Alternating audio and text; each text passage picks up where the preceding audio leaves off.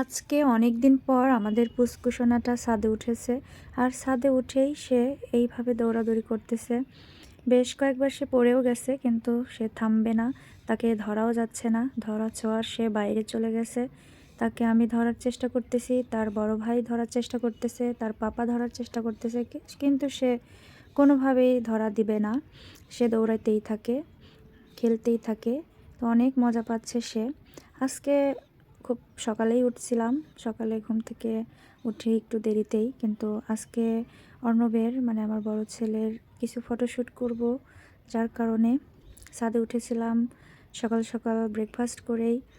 তো আজকে পুস্কুও উঠে পড়েছে, সে এই সময় ঘুমায়, এই সময় উঠে নাও, তারপর আজকে উঠে পড়ছে। তো অর্ণবের ফটোশ্যুট শেষ করলাম, এরপরে ছোট পুচকুকে নিয়ে আসলাম। সে ছাদে এসে এত সুন্দর খেলা মানে মজা পাচ্ছে, দেখে সত্যি অনেক ভালো লাগতেছে।